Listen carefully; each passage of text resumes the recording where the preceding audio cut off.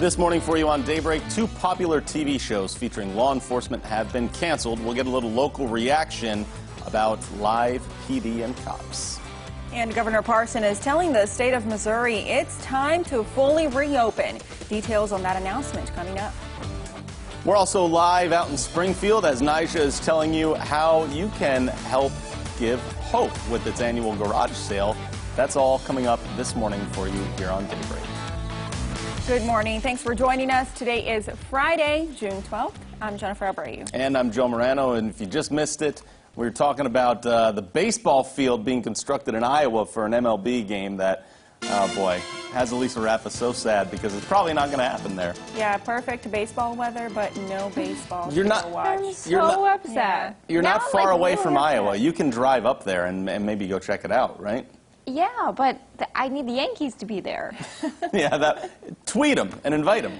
I know. Actually, we should. I'm sure they're missing playing. You know, they might come play with us if we invited them. I think it's a good idea. That'd be cool. Block out a weekend and do it. And we're going to have baseball weather this weekend, too, right? It's just so nice, really, for anything you want to do outside. We'll have lots of sunshine, temperatures warm. I mean, look at this sunrise right now. It is really pretty out there this morning. It's 62 degrees in Springfield with some light southerly winds, really pretty clouds, and a gorgeous sunrise. We've got these temperatures about 5 to 10 degrees warmer than yesterday in spots. It's 58 degrees in West Plains, 62 in Springfield, and 62 degrees in Monette. And while it's warmer, it's still not terribly humid. We still have these dew points in the 50s this morning, so we're still at the bottom of the muggy meter, feeling pretty pleasant and comfortable, even though it's a little bit warmer.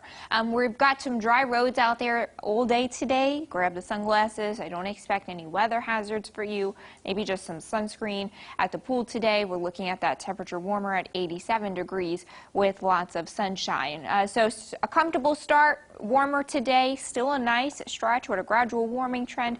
Your full 7-day forecast is coming up in 10 minutes. As of this week, live PD and cops will no longer be in production, being taken off their respective channels. For cops, recent unrest was a big part of the reason. For live PD, controversy was still surrounding it after the 2019 death of Javier Ambler, who was an African-American man that died after being in the custody of police, and live PD footage of that arrest was later destroyed by the show. Host Dan Abrams says it was part of A&E's policy, which left only the body cam footage of that murder. Greene County deputies were once featured on that show, and former Deputy James Craigmile shared what he thinks the public will be missing out on now that the show is canceled. You're going to be missing part of the transparency there, because this was live. This wasn't something that was recorded on a body cam or on a dash cam. This was actually live footage that was broadcasted worldwide. That's something that's going to be missing out now, is the transparency that was broadcasted live to everybody. The Greene County Sheriff's Office declined to comment on the show's cancellation. In political coverage, senators from Missouri and Arkansas are calling on U.S. Attorney General William Barr to help local police departments in identifying problems. They want Barr to use two tools available to the Justice Department. They're not calling to defund the police, but they're hoping the Department of Justice will help quickly by using consent decrees and pattern or practice reviews. Those reviews determine and work to change practices of excessive force or biased policing. I think the pattern and practice review provided that assistance. It's not the federal government taking over a police department.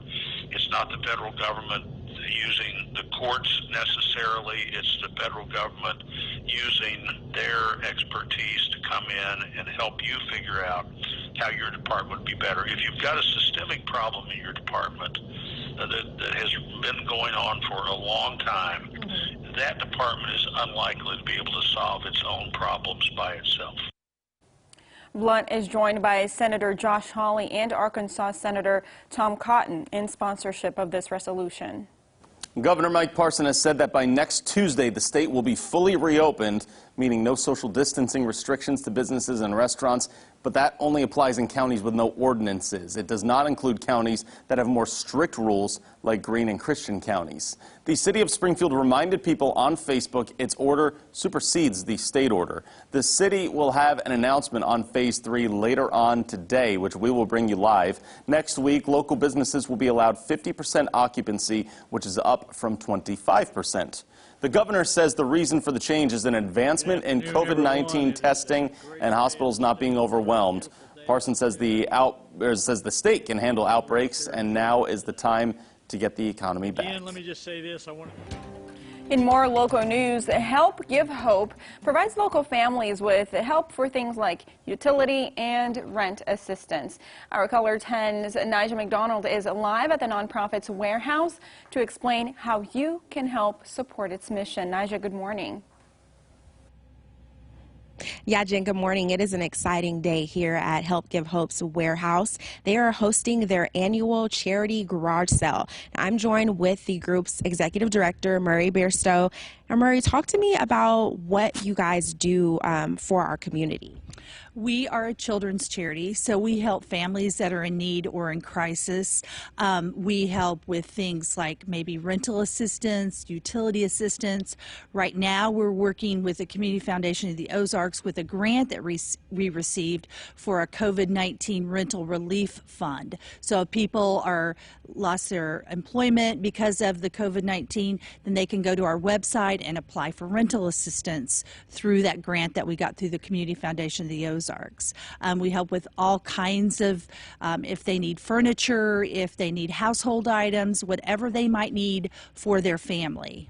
And so talk about today's event. Show us some of the things that people can expect when they come. I know you guys have it all organized, so kind of walk us through what we're seeing right now. We have things organized like in categories. So we'll have the household items, we'll have the furniture, we'll have the linens. Right now we're standing right in the middle of every holiday you could ever imagine. We have Christmas, we have Halloween, Thanksgiving, we have items for the patriotic 4th of July, we have things for Easter, we have Christmas trees, we have Valentine's Day, we have a whole pallet full of Easter eggs. So if anyone's planning for next year's Easter egg hunt, please come get some Easter eggs. They are priced to sell. And so when people come and they purchase some of these items, those funds go back to your group to help continue your mission? Yes. All of the funds that are raised through our garage sale goes directly right back into the community to help families that are in need. And today begins at 8 a.m., right? Yes, 8 o'clock till 4 p.m. today. Tomorrow is 8 to 4, and tomorrow is half price. So everything in the warehouse, unless it's marked with green tape, is half price. Awesome. Well, as Murray mentioned, she is inviting the entire community out both today and tomorrow to help give hope. Reporting live in Springfield, Nigel McDonald, Ozarks First. Thank you, Nigel. We are starting out really comfortable this morning. It's a little bit warmer at 62 degrees in Springfield, but it's nice. I think you're going to love the weekend forecast. We'll talk about it coming up next. From Color 10 Ozarks First, Jennifer Abreu, Joe Morano, and weather with meteorologist Elisa Rafa. This is Color 10 News Daybreak.